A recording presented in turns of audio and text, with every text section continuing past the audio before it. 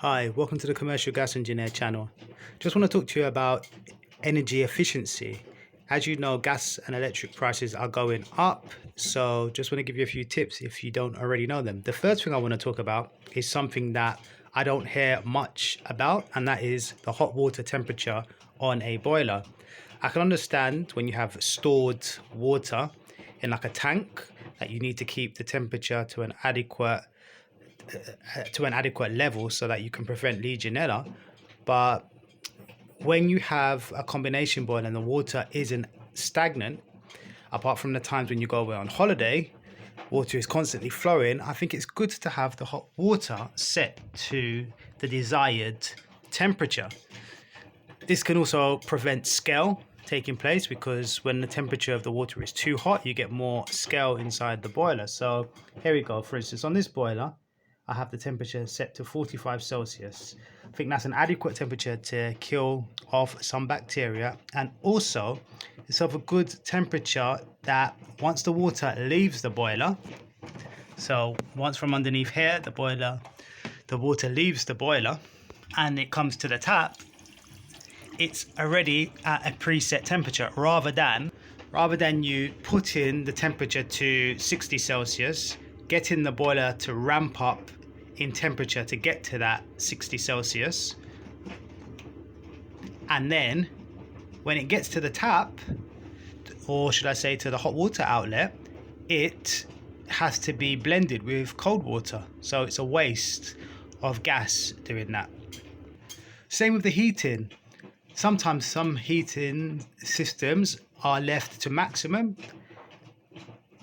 This is a condensing boiler, so I know that the efficiency is going to be better if I reduce the temperature to a temperature where the return temperature is at a condensing rate. So I have this boiler here set to about 55 Celsius. And so I know the return temperature is adequate for condensing to take place, therefore making the boiler operate more efficiently in heating mode. On this radiator, I'm sure you've heard of balancing systems, and how you do that, you have a lock shield here, a lock shield valve, and you can go around the house and find out which radiators get hot first, and you can slow down the flow on the ones that are receiving flow quickly, and allow and balance the system so that the water is distributed evenly via the lock shield valve. So opening and closing it, opening and closing the lock shield in accordance to the amount of flow each radiator needs in the house, depending on its distance, how it's been piped from the boiler, and so on. But watch, there's other videos that you can see on more detail on how to balance a radiator. Also, bleed the radiators, as you know, so vent radiators, and then ensure that you top them up afterwards so that there's no air in the system. Ensure that inside the boiler that the system is clean, efficient in terms of the pipework being clean and there not being too much scale in the domestic plate heat exchanger, or that there is not too much dirt inside the boiler itself. So regularly flush the boiler, clean it, and make sure that you put inhibitor in the system. This particular system here has two little tap-ins that I have installed to flush the system when I want, so it can be power flushed easily here.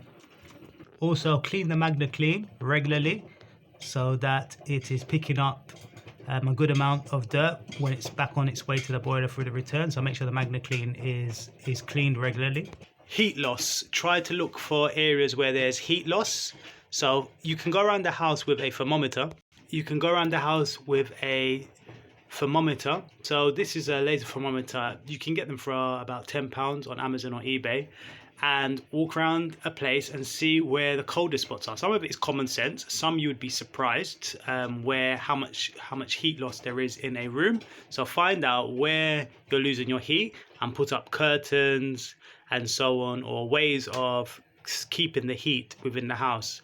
You can put rugs on the doors and so on as well, or even the draft excluders, and also on the letterbox, making sure that you have a draft excluder. Also look about lagging pipework as well. pipes can be lagged in the system to keep the heat within the pipe, especially when they pass through lofts. If you have any hot water pipes and so on passing through lofts, even the cold water pipes as well, so that they don't have to rise so much in temperature from cold to hot. So the boiler doesn't have to do as much work because the cold water isn't such a low temperature. Try to go for A+++ models, so more efficient models when you are buying washing machines and different appliances. Try to get efficient appliances for a reasonable price. Put your room thermostat in a good place and turn the temperature to the right setting. Don't have it too hot. It's better to put a jumper on sometimes rather than turning up your heating too high. Have your room thermostat also at the right height. There is a correct height for room thermostats, and don't have it on the wrong wall. Like, you can have it on an outside wall, and that is not recommended. So put them on the correct place, not next to radiators and so on, but check the manufacturer's requirements of where the room thermostat should be put. It's good to set a timer if you can, so that they come on at certain times of the day, such as when the sun goes down in the evening, and also first thing in the morning as well. Sometimes in the afternoon, maybe for a short period, and in the evening. Remember, it is good to also turn certain appliances off that are on standby. Okay, I hope some of these tips have helped you to save money and to be more efficient in your home. Please leave comments in the section below as to what you think I've missed or what you do in order to save money on your gas and electric. Okay, until next time, bye.